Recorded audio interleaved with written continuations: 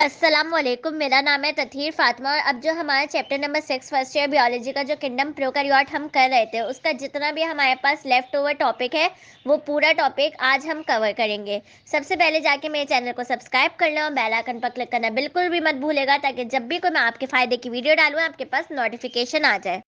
तो अब हम शुरू करते हैं पेज नंबर 106। इसके ऊपर ये जो छोटा सा पैराग्राफ लिखा है ये मैं आपको पहले ही पिछली क्लास में जो है वो पूरा डिटेल में जो है वो यहाँ तक समझा चुकी हूँ।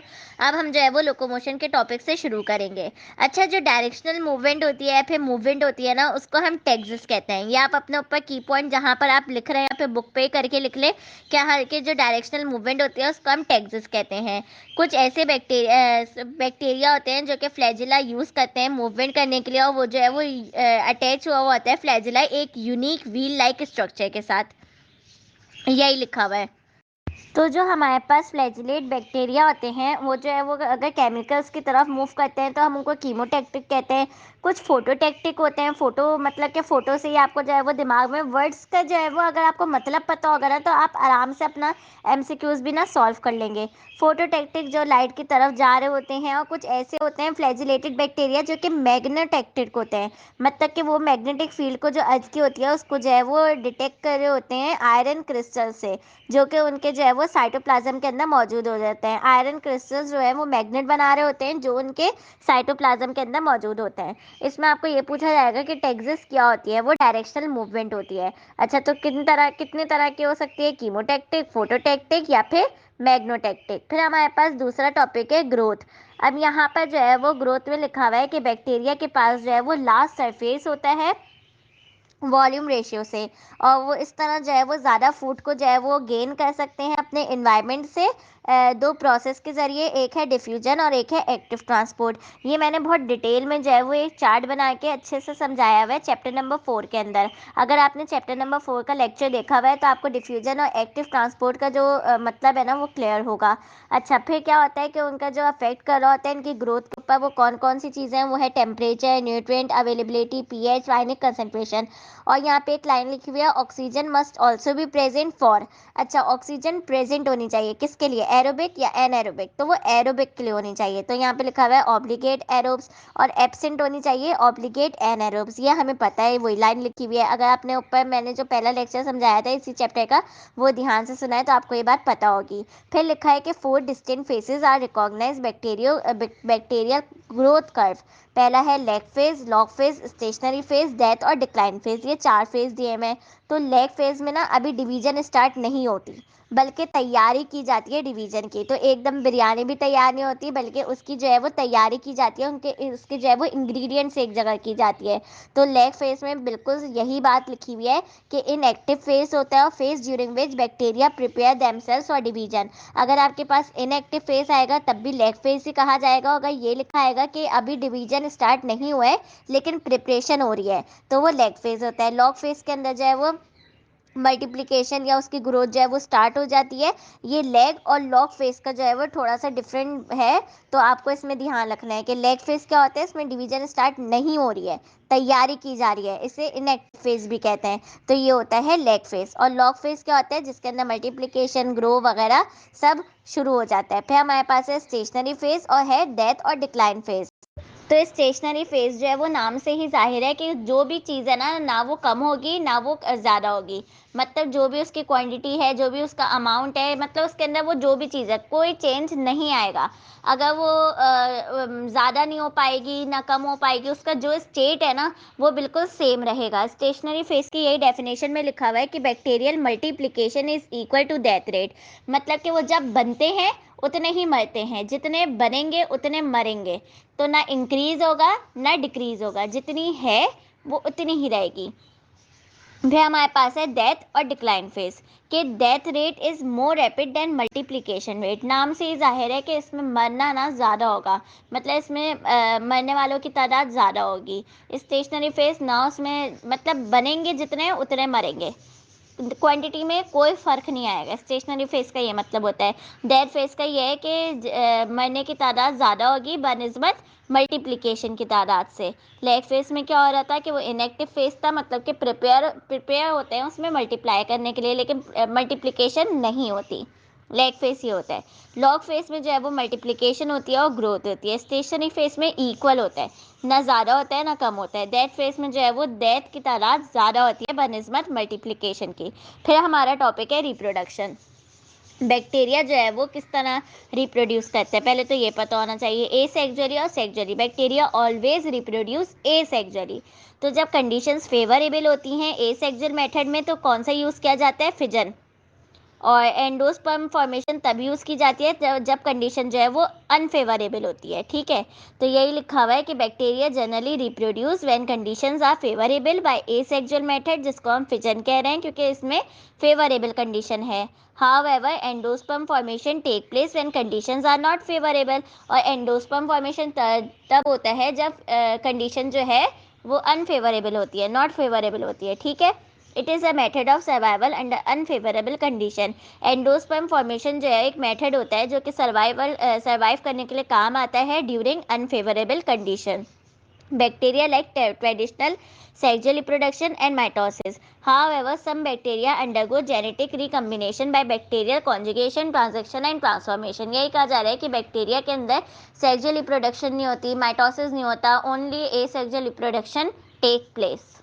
जेनेटिक रिकम्बिनेशन जो है वो बैक्टीरिया की 3 मेथड से होती है, कॉन्जुगेशन, ट्रांजैक्शन या फिर ट्रांसफॉर्मेशन।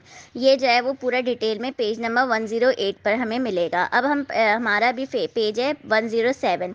तो इसके अंदर हमें 2 चीज़ें मिलेंगी, वही फिजन जो कि बैक्टीरिया एसेक्सुअल रिप्रोडक्शन तो करता है, ठीक है, लेकिन ड्यूरिंग फेवरेबल कंडीशन कौन सा करता है और ड्यूरिंग अनफेवरेबल कंडीशन कौन सा करता है। तो ड्यूरिंग फेवरेबल कंडीशन फिजन होता है जो कि सिंपलेस्ट मेथड होता है एसेक्सुअल रिप्रोडक्शन का।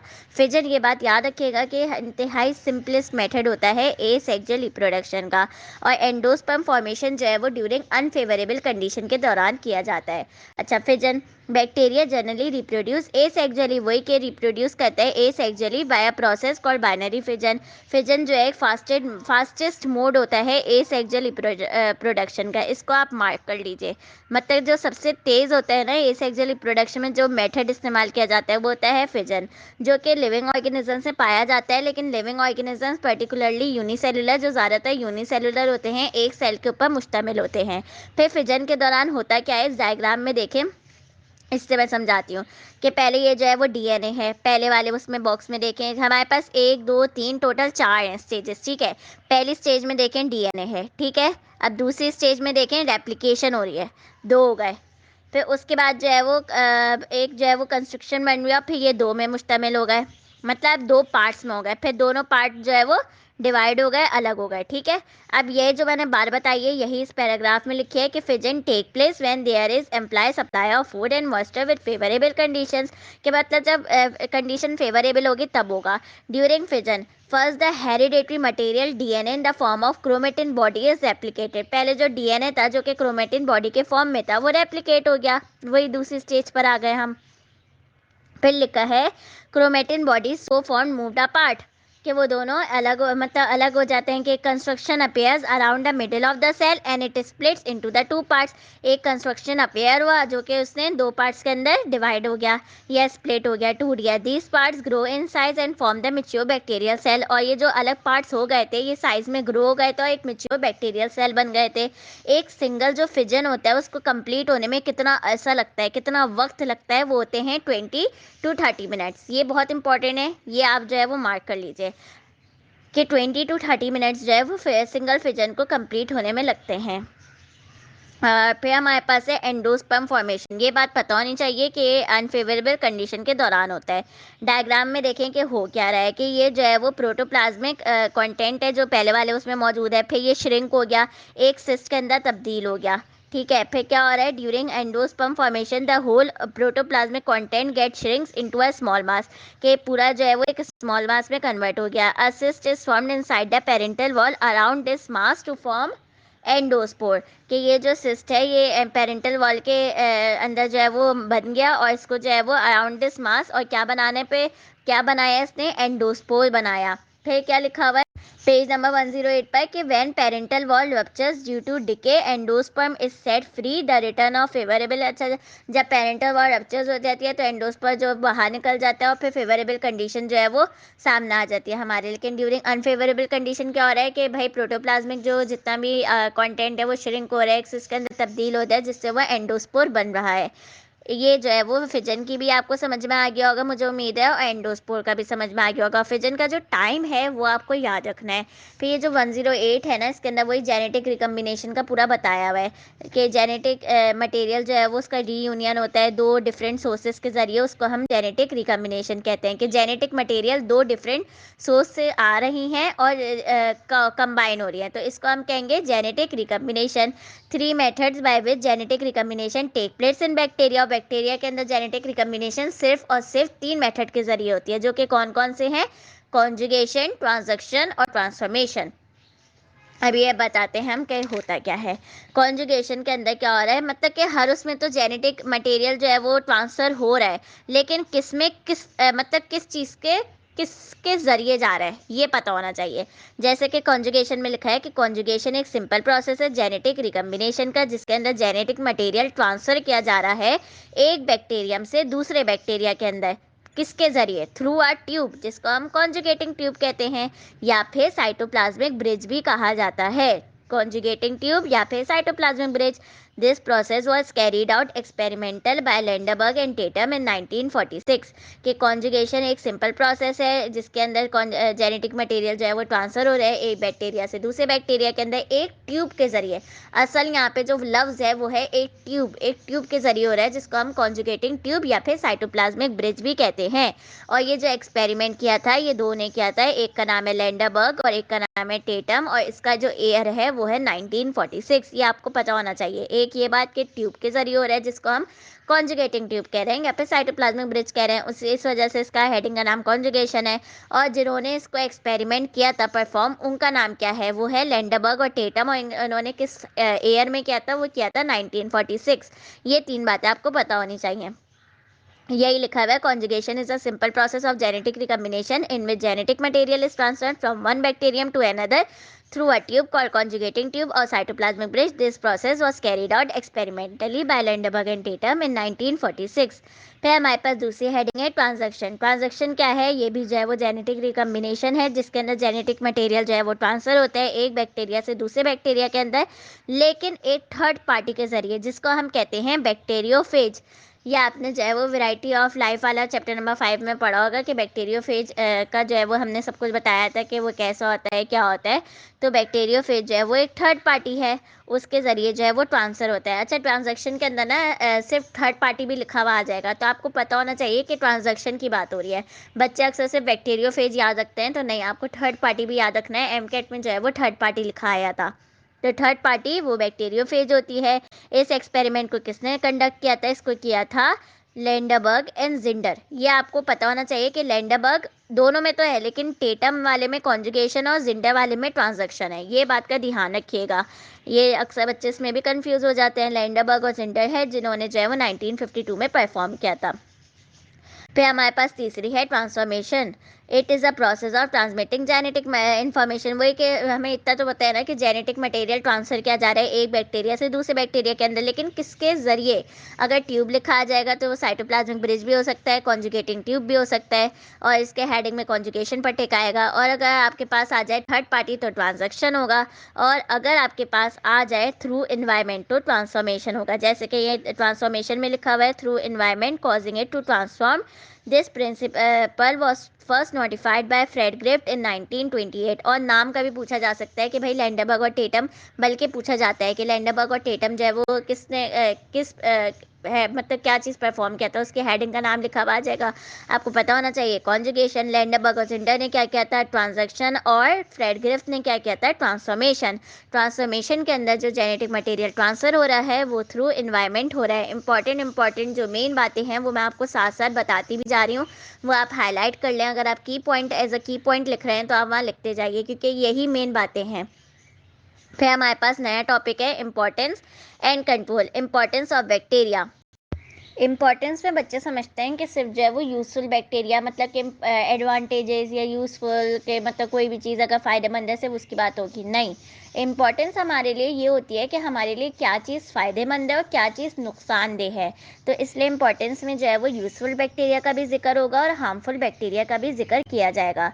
इम्पोर्टेंस ऑफ बैक्टीरिया में यूज़फुल बैक्टीरिया का हम पहले देखें तो एज अ डिकम्पोजर काम करते हैं। एलिमेंट्री कैनाल बैक्टीरिया भी होता है, इंडस्ट्रियल बैक्टीरिया भी होता है और मेडिकाइनल बैक्टीरिया भी होता है और जेनेटिकली इंजीनियर्ड बैक्टीरिया भी होता है। मैं आपको एक दफ़ा ये डिटेल में भी समझा देती हूँ। वैसे इससे बस यही पूछा जाएगा कि bacteria serve as useful bacteria serve as decomposers, alimentary canal bacteria, industrial bacteria, medicinal bacteria, genetically engineered bacteria और 2-3 ऑप्शन जो है वो या एक ऑप्शन जो है वो गलत दिया हुआ होगा या आपसे ये पूछा होगा करेक्ट वो sorry tick the correct one. इस तरह जो है वो पूछा जाता है एमकेट और इंटरमीडिएट में। पूरी डेफिनेशन थोड़ी ना पूछी जाती हैं। अच्छा, तो डिकम्पोजर्स बैक्टीरिया जो है वो बायोटिक कंपोनेंट होते हैं और हर इकोसिस्टम के लिए दे act on dead plant and animal bodies, मतलब कि मरे वो को जो है वो डिकम्पोज कर रहे होते हैं, सिंपल फॉर्म के अंदर कर रहे होते हैं, जैसे कि नाइट्रेट, सल्फेट, फॉस्फेट यूटिलाइजेशन के लिए जो कि ग्रीन प्लांट्स के ज़रिए हो रही होती है। और जो नाइट्रीफाइंग बैक्टीरिया होते हैं वो अपने प्रोटीन्स को कन्वर्ट कर रहे होते हैं डेड बॉडीज़ के प्रोटीन्स को कन्वर्ट कर रहे होते हैं नाइट्रेट्स के अंदर। जो सॉइल बैक्टीरिया होता है वो सॉइल की फर्टिलिटी को जो है वो इंक्रीज कर रहा होता है फिजिकल और केमिकल चेंजेस लाकर। यही लिखा हुआ है, bacteria are the important biotic component of each and every ecosystem. Biotic मतलब living. They act on dead plant and animal bodies, decompose various organic compounds into the simple form, जैसे कि nitrate, sulphate, phosphate for utilisation by green plants again. Nitrifying bacteria convert the proteins of the dead body into the nitrates. के nitrifying bacteria क्या करता है, जो कि dead body के proteins होते हैं उनको नाइट्रेट में कन्वर्ट कर देता है। Soil bacteria increase the fertility of the soil by bring about physical and chemical changes in the soil. और सॉइल बैक्टीरिया क्या करता है, सॉइल की फर्टिलिटी को इंक्रीज करता है फिजिकल या केमिकल चेंजेस लाके। फिर एलिमेंट्री कैनाल बैक्टीरिया हेर्बिवोर्स के अंदर इस्तेमाल किए जाते हैं। ये जो है वो सेलुलोज को डाइजेस्ट करवाता है एक एंजाइम के जरिए जिसको हम सेलुलेस कहते हैं। ये आपसे पूछा जा सकता है अलग से कि सेलुलोज को जो है वो डाइजेस्ट करवाने के लिए एक एंजाइम इस्तेमाल किया जाता है, उसका नाम बताइए, तो सेलुलेस है। वरना ये पूछा जाता है कि एलिमेंट्री कैनाल बैक्टीरिया जो है वो किसके अंदर मदद करते हैं ये सब काम के लिए, तो वो हेर्बिवोर्स में होता है। अब ये कहाँ प्रेजेंट होता है, अपेंडिक्स या कायकम में प्रेजेंट होता है, कॉ या गोट के। यही लिखा हुआ है, they help herbivores in the digestion of cellulose by an enzyme cellulase. They are present in appendix और इन कायकम ऑफ काउ और गोट। ठीक है। फिर हमारे पास है इंडस्ट्रियल बैक्टीरिया के जो है वो सिम्बियॉन्ट्स होते हैं। सिम्बियॉन्ट्स वो होते हैं जो कि दूसरे लिविंग ऑर्गेनिज्म से खाना लेते हैं लेकिन नुकसान पहुंचा के देते हैं, जो कि क्या करवाते हैं, क्यूरिंग करवाते हैं, ripening of tobacco leaves, fermentation of sugar into alcohol, ripening of cheese, curdling of milk, conversion of hides into leather. ये सब जो है वो इंडस्ट्रियल बैक्टीरिया करवा रहे होते हैं। मतलब कि इंडस्ट्री में जो जो काम होता है इंडस्ट्रियल बैक्टीरिया आप वही समझें, ठीक है, वही सारे काम करवा रहे होते हैं। तो इससे अंदाज़ा लगाना जो है वो मुश्किल नहीं होगा बल्कि आसान होगा अगर ये लिखा भी आ जाए कि इंडस्ट्रियल बैक्टीरिया सर्वेस। फिर हमारे पास है मेडिकाइनल बैक्टीरिया। मेडिकाइनल बैक्टीरिया क्या करता है, इम्पॉर्टेंस में बच्चे समझते हैं कि सिर्फ जो है वो यूज़फुल बैक्टीरिया मतलब कि एडवांटेजेस या यूज़फुल के मतलब कोई भी चीज़ अगर फ़ायदेमंद है सिर्फ उसकी बात होगी, नहीं। इम्पॉर्टेंस हमारे लिए ये होती है कि हमारे लिए क्या चीज़ फ़ायदेमंद है और क्या चीज़ नुकसानदेह है। तो इसलिए इम्पॉर्टेंस में जो है वो यूज़फुल बैक्टीरिया का भी जिक्र होगा और हार्मफुल बैक्टीरिया का भी जिक्र किया जाएगा। इम्पॉर्टेंस ऑफ बैक्टीरिया में यूज़फुल बैक्टीरिया का हम पहले देखें तो एज अ डिकम्पोजर काम करते हैं। एलिमेंट्री कैनाल बैक्टीरिया भी होता है, इंडस्ट्रियल बैक्टीरिया भी होता है और मेडिकाइनल बैक्टीरिया भी होता है और जेनेटिकली इंजीनियर्ड बैक्टीरिया भी होता है। मैं आपको एक दफ़ा ये डिटेल में भी समझा देती हूँ। वैसे इससे बस यही पूछा जाएगा कि bacteria serve as useful bacteria serve as decomposers, alimentary canal bacteria, industrial bacteria, medicinal bacteria, genetically engineered bacteria और 2-3 ऑप्शन जो है वो या एक ऑप्शन जो है वो गलत दिया हुआ होगा या आपसे ये पूछा होगा करेक्ट वो sorry tick the correct one. इस तरह जो है वो पूछा जाता है एमकेट और इंटरमीडिएट में। पूरी डेफिनेशन थोड़ी ना पूछी जाती हैं। अच्छा, तो डिकम्पोजर्स बैक्टीरिया जो है वो बायोटिक कंपोनेंट होते हैं और हर इकोसिस्टम के लिए दे act on dead plant and animal bodies, मतलब कि मरे वो को जो है वो डिकम्पोज कर रहे होते हैं, सिंपल फॉर्म के अंदर कर रहे होते हैं, जैसे कि नाइट्रेट, सल्फेट, फॉस्फेट यूटिलाइजेशन के लिए जो कि ग्रीन प्लांट्स के ज़रिए हो रही होती है। और जो नाइट्रीफाइंग बैक्टीरिया होते हैं वो अपने प्रोटीन्स को कन्वर्ट कर रहे होते हैं डेड बॉडीज के प्रोटीन्स को कन्वर्ट कर रहे होते हैं नाइट्रेट्स के अंदर। जो सॉइल बैक्टीरिया होता है वो सॉइल की फर्टिलिटी को जो है वो इंक्रीज कर रहा होता है फिजिकल और केमिकल चेंजेस लाकर। यही लिखा हुआ है, bacteria are the important biotic component of each and every ecosystem. Biotic मतलब living. They act on dead plant and animal bodies, decompose various organic compounds into the simple form, जैसे कि nitrate, sulphate, phosphate for utilisation by green plants again. Nitrifying bacteria convert the proteins of the dead body into the nitrates. के nitrifying bacteria क्या करता है, जो कि dead body के proteins होते हैं उनको नाइट्रेट में कन्वर्ट कर देता है।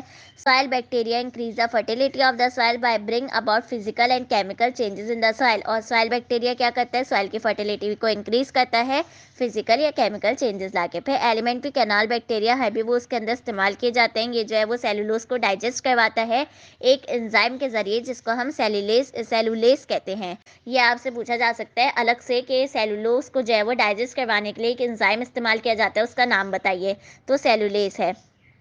वरना ये पूछा जाता है कि एलिमेंट्री कैनाल बैक्टीरिया जो है वो किसके अंदर मदद करते हैं ये सब काम के लिए, तो वो हेर्बिवोर्स में होता है।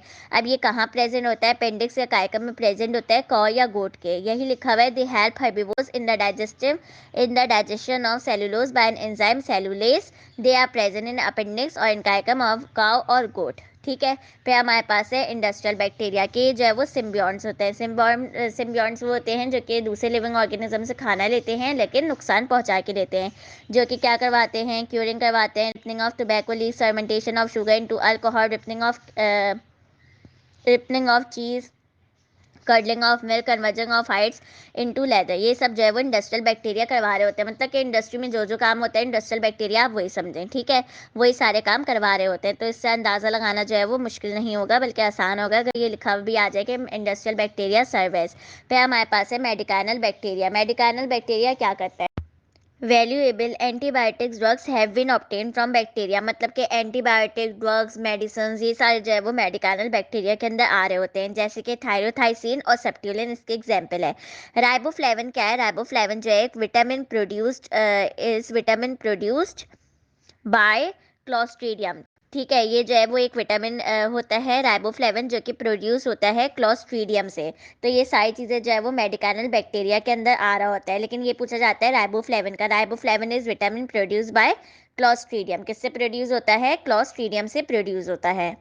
फिर हमारे पास पेज नंबर 109 पर है कि genetically engineered bacteria biotechnology. Biotechnology का मतलब होता है कि बायोलॉजिकल प्रोसेसेस टेक्नोलॉजी के साथ मैनिपुलेट करके जो काम किया जाता है, जो बायोटेक्नोलॉजिस्ट काम करते हैं उसको हम बायोटेक्नोलॉजी कहते हैं, जिसके अंदर जो है वो हार्मोन्स, वैक्सीन्स ये सब जो है वो बनाया जाता है, जैसे कि hormones for the treatment of growth deficiency and insulin for diabetes. यही लिखा हुआ है, E coli has already been program to make human growth hormones for the treatment of growth deficiency and insulin for diabetes. तो मतलब आपसे जो है वो एज MCQs तो यही पूछा जाएगा कि यूजफुल बैक्टीरिया किस तरह के होते हैं, जैसे कि आपसे ये इनमें से 2-3 नाम दे दिए होंगे और कुछ ऑप्शन जो है वो गलत होंगे, उसमें से टिक द करेक्ट वन होगा या चूज द करेक्ट वन होगा। ये ऐसे ही जो है वो इस तरह MCQs में पूछा जाएगा। फिर हमारे पास है हार्मफुल बैक्टीरिया। हार्मफुल बैक्टीरिया में पहला है पैथोजेनिक बैक्टीरिया, के रिस्पॉन्सिबल होते हैं जो बहुत सी डिजीजेज जो है वो हमारे अंदर, प्लांट्स के अंदर, एनिमल्स के अंदर हो रही होती हैं, वो इस बैक्टीरिया की वजह से हो रही हैं। इनको जो है वो इनविजिबल एनिमीज ऑफ मैन भी कहा जाता है। क्यों, क्योंकि ये दिखते नहीं हैं। Some of the diseases found in men due to bacteria are typhoid, tetanus, food poisoning, diphtheria और tuberculosis। ये एक दफ़ा नाम को जो है वो जहन में बिठा लें, मतलब एक दफ़ा जो है वो गौर से देख लें ताकि आपको पता चल जाए कि बैक्टीरिया से जो डिजीज़ होती हैं हमारे अंदर वो कौन कौन सी हैं। टाइफाइड, टिटेनस, फूड पॉइजनिंग भी बैक्टीरिया की वजह से होती है। डिप्थीरिया और ट्यूबरक्लोसिस भी बैक्टीरिया की वजह से ही होता है। और जो प्लांट डिजीजेज जो बैक्टीरिया की वजह से होती हैं वो कौन कौन सी होती हैं, black rot of cabbage, citrus canker, fire blight of fair and apple ring rot of potato. तो ये आप जो है वो एक जगह जो है वो एज अ की पॉइंट करके लिख लें। अगर आप ये सारी बीमारियों को जो है वो की पॉइंट की तरह लिख लेंगे ना तो आसानी होगी, क्योंकि जो है वो इतनी सारी होंगी कि आप कंफ्यूज हो जाएंगे कि बैक्टीरिया से कौन सी होती हैं, फिर आगे भी अभी बहुत सारी आएंगी। तो आप ये की पॉइंट की तरह लिख लें, मैं आपको यही सजेस्ट करूँगी। फिर हमारे पास दूसरी हेडिंग है फूड स्पॉइलेज की। बैक्टीरिया की वजह से जो खाना जो है वो ख़राब हो जाता है वो 3 प्रोसेस की वजह से होता है, या उसमें फर्मेंटेशन होती है, पेट्रिफिकेशन होती है, फिर डिकम्पोजिशन होती है। फिर हमारा जो नया टॉपिक है वो है कंट्रोल ऑफ बैक्टीरिया। कि जो पैथोजेनिक ऑर्गेनिजम्स यानी जो नुकसान पहुंचाने वाले ऑर्गेनिजम्स हैं उनको इस तरह कंट्रोल किया जाए कि उनके जो बर्दाश्त हम कर सकें वो एक टॉलरेबल लिमिट तक हो जाए, कि पॉपुलेशन के अंदर जितने इन्फेक्शंस फैले ना वो एक लिमिट तक फैले। फिर उसके जो है prevention diseases, avoid spoilage of food, industrial products, इससे जो है वो हम प्रिवेंट कर सकते हैं। कि हम डिजीजेस से किस तरह बच सकते हैं कि हम सड़ा हुआ खाना को मत खाएं, इंडस्ट्रियल प्रोडक्ट्स जो है वो साफ़ सुथरे यूज़ करें, इस तरह जो है वो बच सकते हैं। जैसे कि यहाँ पे एक फोर्थ पॉइंट लिखा हुआ है कि epidemic prevention of the spread of infection to non infected individuals through quarantine. जैसे कि कोविड-19 में हुआ कि क्वारंटीन कर दिया गया, क्यों? क्योंकि जो है वो फैल रहा था, इसलिए। इसी तरह से जो है वो कंट्रोल ऑफ बैक्टीरिया में ये प्रिवेंशन जो है वो इस तरह हम इसको जो है वो प्रिवेंट कर सकते हैं। फिर इम्यूनाइजेशन वैक्सीनेशन में आपको ये पता होना चाहिए, हमने पहले ही चैप्टर में पढ़ा था कि किसने दी थी, एडवर्ड जेनर ने दी थी। ठीक है, ये वाली बात आपको जो है वो पता होनी चाहिए। अब जो हम मुंह से एज अ ओरली अगर हम लेते हैं तो उसको पोलियो वैक्सीन कहते हैं, और अगर इंजेक्ट होती है तो हम उसको टिटेनस वैक्सीन कहते हैं। ये आपको पेज नंबर 110 पर जो है वो मिलेगा लिखा हुआ।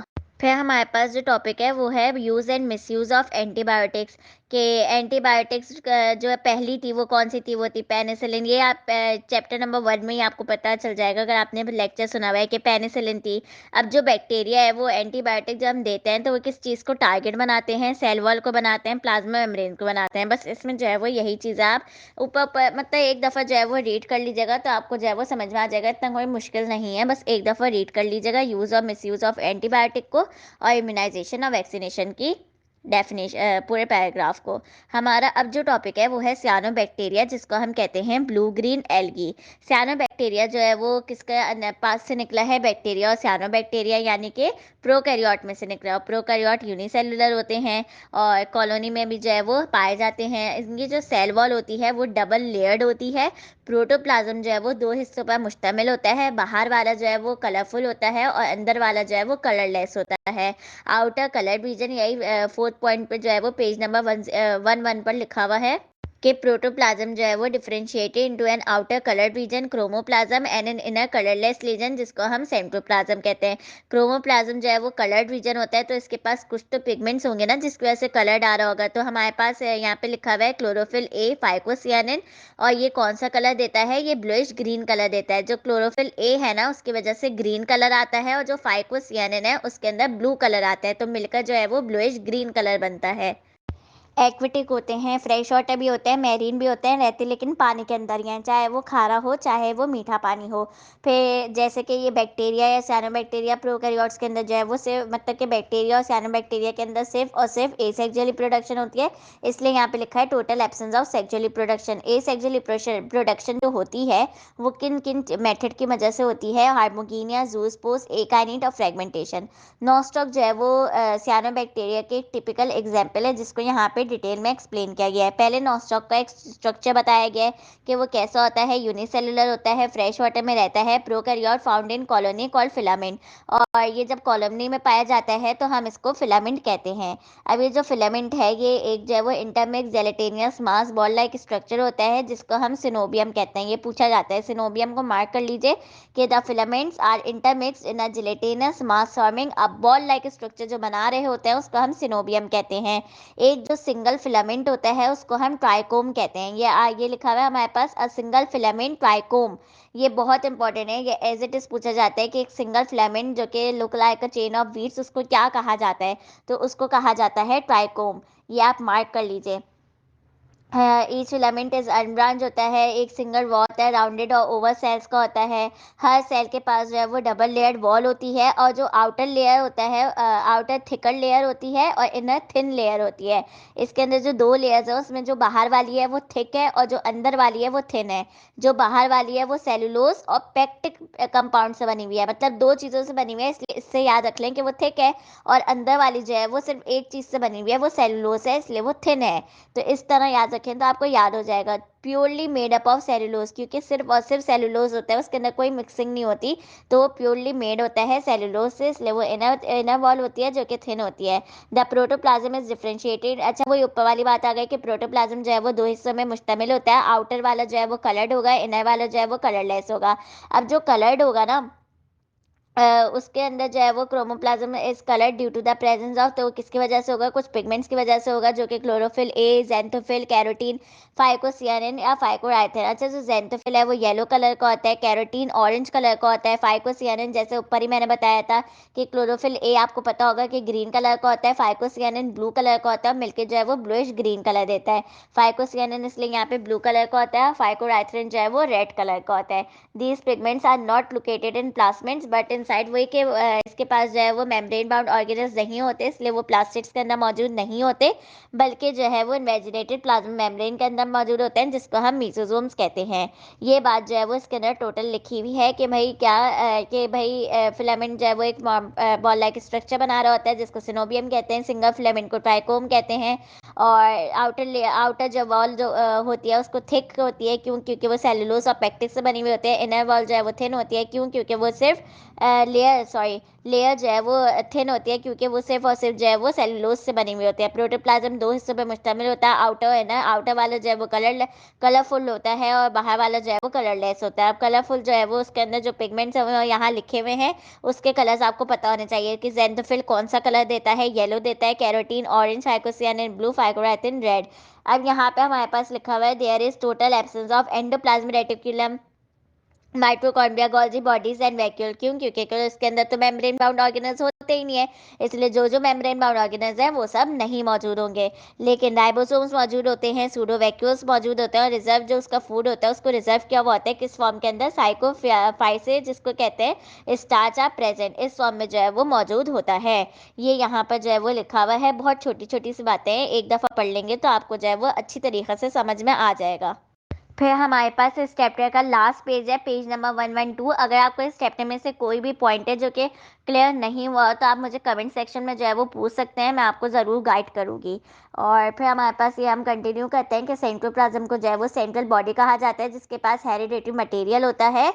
किस फॉर्म के अंदर होता है, डिफ्यूज फॉर्म के अंदर होता है। क्यों, क्योंकि इसके पास न्यूक्लियर मेम्ब्रेन नहीं होता, ना न्यूक्लियोलस होता है, और क्योंकि वो जो है ये सब जो है वो मेम्ब्रेन बाउंड होता है। At intervals there are found slightly larger oblong colourless cells and they are called heterocyst. अच्छा, यहाँ जो डायग्राम में अगर आप देखें तो यहाँ पीछे पेज 111 में कि हीटरोसिस्ट है, तो इसको बताया जा रहा है कि किस तरह का होता है, कलरलेस होता है, ऑब्लॉन्ग होता है। Each heterocyst is the centre of nitrogen fixation. Heterocyst का काम होता है कि वो नाइट्रोजन की फिक्सेशन करवा रहा होता है और मल्टीप्लिकेशन करवा रहा होता है फिलामेंट्स की ड्यूरिंग अनफेवरेबल कंडीशंस। ये हीटरोसिस का काम होता है कि वो नाइट्रोजन की फिक्सेशन करवाता है और मल्टीप्लिकेशन जो हो रही है उसके साथ ये कंसर्न होता है फिलामेंट्स की during unfavourable condition.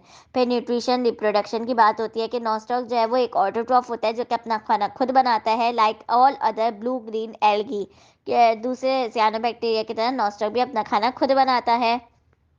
It is also capable fixing atmospheric nitrogen. अच्छा, यही कि वो नाइट्रोजन की फिक्सेशन करवाता है, नाइट्रेट्स को जो है वो convert it into nitrates to make amino acid, और फिर जो है वो प्रोटीन भी बनाता है। ये सारा काम जो है वो हीटोसिस के अंदर हो रहा होता है। जैसे कि ऊपर वाली हेडिंग में जो है वो यहाँ पैराग्राफ में लिखा हुआ था कि हीटोसिस के दो काम होते हैं, वही जो है वो न्यूट्रिशन के अंदर बयान किया गया है।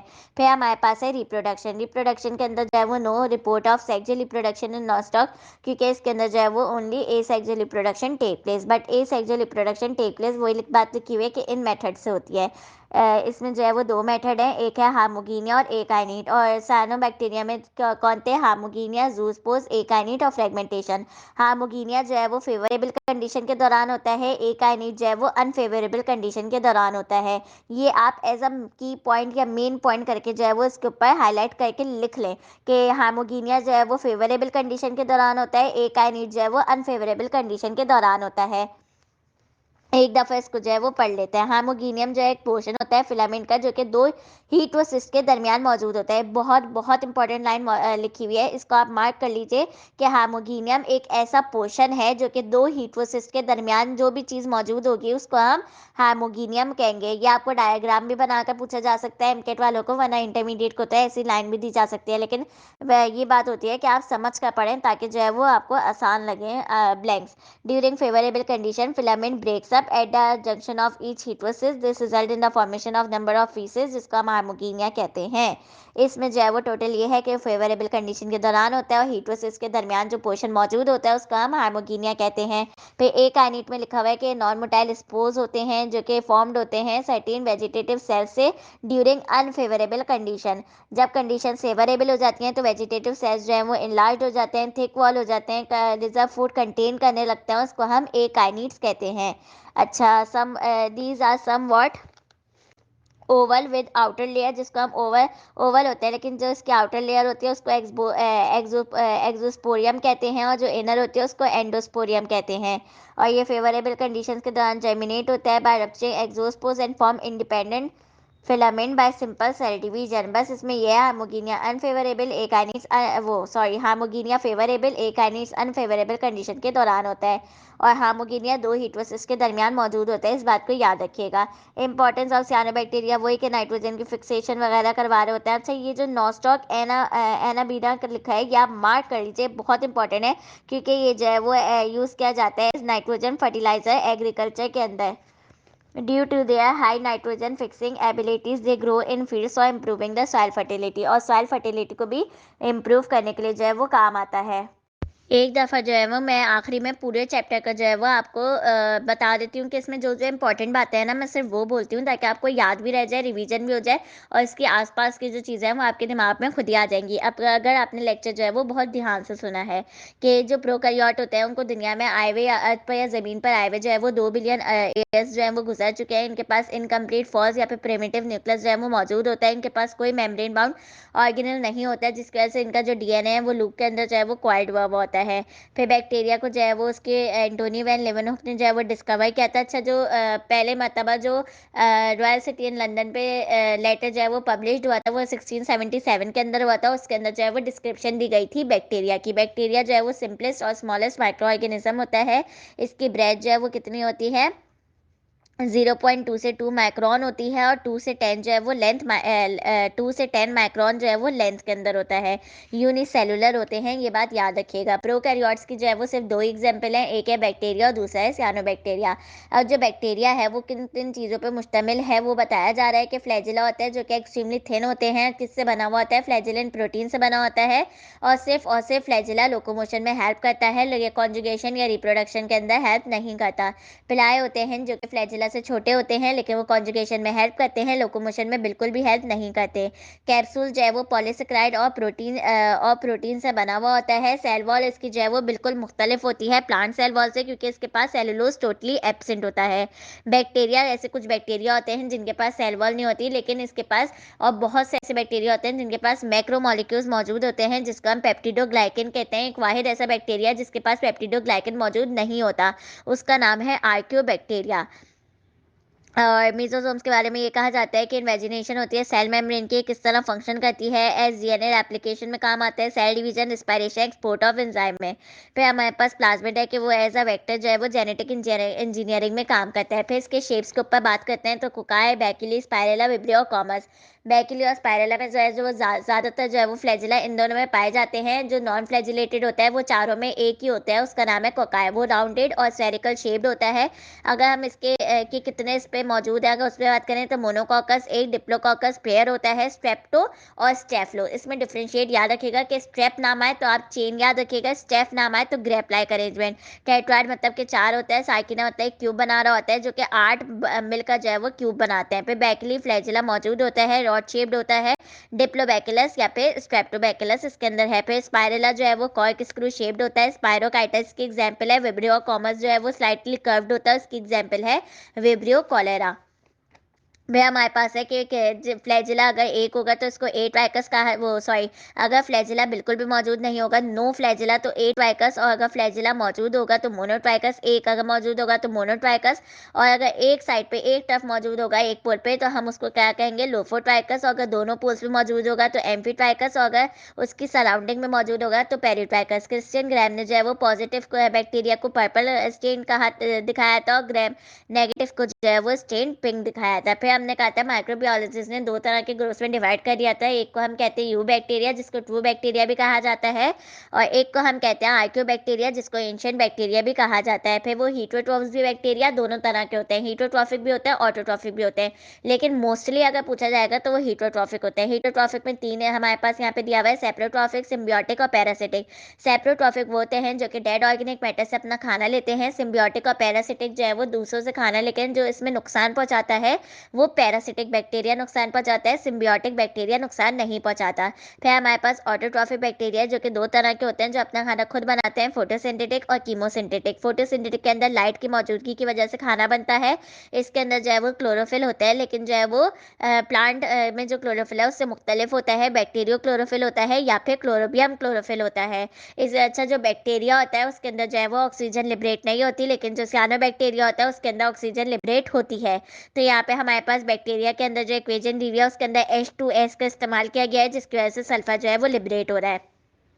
फिर अगर हम रिस्पायरेशन की बात करें तो एरोबिक के अंदर जो है वो ऑक्सीजन रिक्वायर होता है, एनारोबिक के अंदर ऑक्सीजन रिक्वायर नहीं होता। और फैकल्टेटिव बैक्टीरिया वो होता है जो कि उसको दिया जाए तब भी काम कर लेगा, वो चीज़ नहीं दी जाए तब भी काम कर लेगा। माइक्रो एरोफिलिक वो होता है जो बहुत कम क्वांटिटी होती है उसके पास ऑक्सीजन की, वो होती है माइक्रो एरोफिलिक बैक्टीरिया। फिर हमारे पास lag phase, log phase, stationary phase और डेड फेज। लैग फेज वो होता है जो कि इनएक्टिव फेज होता है, मतलब तैयारी कर रहा होता है, मल्टीप्लिकेशन या डिवीजन के अभी कर नहीं रहा होता। लॉग फेज के अंदर जो है वो मल्टीप्लिकेशन होती है। स्टेशनरी फेज के अंदर जो है वो ना क्वांटिटी इंक्रीज होती है ना डिक्रीज होती है, जितने बन रहे हैं उतने ही मरेंगे, मतलब बिल्कुल भी चेंज नहीं आएगा। डेड फेज के अंदर जो है वो मरने की तादाद ज़्यादा होगी। रिप्रोडक्शन की बात की जाए तो उसके अंदर ए सेक्जुअल होगा, सेक्जुअल नहीं होगा। ए सेक्जुअल जो है वो फेवरेबल कंडीशन होगी तो फिजन की वजह से होगा, अगर अनफेवरेबल कंडीशन होगी तो एंडोस्पोर की वजह से होगा। और जेनेटिक रिकम्बिनेशन की बात की जाए तो तीन हेडिंग्स हमारे पास दी हुई थी, कॉन्जुगेशन, ट्रांसक्शन, ट्रांसफॉर्मेशन। अच्छा, एक बैक्टीरिया से दूसरे बैक्टीरिया के अंदर जेनेटिक मटेरियल ट्रांसफर होता है, लेकिन अगर जो है वो एक ट्यूब के जरिए होगा तो जिसको हम कॉन्जुगेटिंग ट्यूब या फिर साइटोप्लाज्मिक ब्रिज कहते हैं, तो उसमें होता है कॉन्जुगेशन के हेडिंग में आता है। और ये परफॉर्म जिसने किया था वो था लैंडरबर्ग एंड टेटम। और ट्रांजैक्शन की अगर बात की जाए तो ये किया था लैंडरबर्ग और जिंडर ने। एक थर्ड पार्टी के जरिए जो है वो ट्रांसफर होता है, जिसको हम बैक्टीरियोफेज कहते हैं। ट्रांसफॉर्मेशन जो है वो इन्वायरमेंट के जरिए होती है, जो कि जो है वो फ्रेड ग्रिफ ने परफॉर्म करके बताया था। इंपॉर्टेंस ऑफ बैक्टीरिया में अगर हम यूजफुल देखें तो वो एज ए डिकम्पोज है, elementary canal bacteria, industrial bacteria, medical bacteria और जेनेटिकली इंजीनियर्ड बैक्टीरिया के तौर पर काम करते हैं। Harmful bacteria, pathogenic bacteria, food spoilage, control of bacteria, वही क्वारंटीन वगैरह या फिर कुछ ऐसी चीज़ें की जाती हैं कि हम बैक्टीरिया को स्टेज पर ऐसे स्टेज पर रोक दें कि नुकसान ना दे। वैक्सीनेशन अगर जो है वो पहली मरतबा किसने दी थी, एडवर्ड जेनर, ये आपको पता होना चाहिए, ये फर्स्ट ईयर के बायोलॉजी वाले चैप्टर में मौजूद है। ओरली लिया जाए तो उसको हम पोलियो वैक्सीन, इंजेक्ट किया जाए तो टिटेनस वैक्सीन कहते हैं। अच्छा, एंटीबायोटिक जो सबसे पहली थी वो कौन सी थी, वो थी पेनिसिलिन। फिर हमारे पास सियानो बैक्टीरिया को ब्लू ग्रीन एल्गी भी कहा जाता है। प्रोकैरियोट्स होते हैं, यूनिसेलुलर होते हैं, और इसमें सेल वॉल जो है वो डबल लेयर्ड होती है। प्रोटोप्लाज्म जो है वो आउटर कलर्ड रीजन होता है, दो उस पर मुश्तमिल होता है। आउटर कलर्ड रीजन जिसको क्रोमोप्लाज्म कहते हैं, इनर कलरलेस रीजन जिसको सेंट्रोप्लाज्म कहते हैं। क्रोमोप्लाज्म कलर्ड होता है जिसमें कुछ पिगमेंट्स मौजूद होते हैं सियानो बैक्टीरिया के अंदर, जिसमें दो हैं, एक है क्लोरोफिल ए और एक है फाइकोसियानिन। क्लोरोफिल ए ग्रीन कलर देता है, फाइकोसियानिन ब्लू कलर देता है, जिससे ब्लूइश ग्रीन कलर बनता है।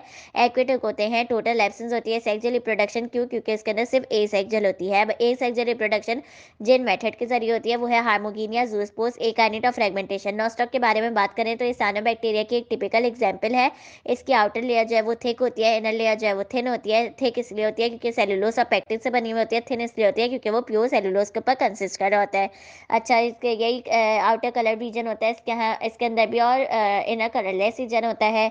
अब जो आउटर कलर रीजन होता है क्रोमोप्लाज्म, उसके अंदर जो पिगमेंट्स होते हैं xanthophyll, carotene, phycocyanin, phycoerythrin, yellow, orange, blue और रेड होता है। ये कलर्स मैंने आपको बता दिए। मेम्ब्रेन बाउंड ऑर्गेनिल्स नहीं होते, सिर्फ राइबोसोम, सूडोवैक्यूल्स होता है। फूड जो है वो एक रिजर्व फॉर्म में मौजूद होता है, वो किस फॉर्म में होता है, साइनोफाइट में होता है। फिर हमारे पास है कि हीट्रोसिस जो है वो नाइट्रोजन फिक्सेशन करवाता है, और हार्मोगीनिया के हीट्रोसिस जो है वो नाइट्रोजन की फिक्सेशन करवाता है और मल्टीप्लिकेशन करवाता है फिलामेंट्स की ड्यूरिंग अनफेवरेबल कंडीशंस पे। जो है वो न्यूट्रिशन के नॉनस्टॉक जो है वो ऑटोट्रॉफ होता है, ब्लू ग्रीन एल्गी का। और ये फिर रिप्रोडक्शन में सिर्फ सेक्सुअल होती है, नॉनस्टॉक के अंदर ए सेक्सुअल नहीं होती। दो मेथड के जरिए होती है, हार्मोगीनिया, एक आइनेट।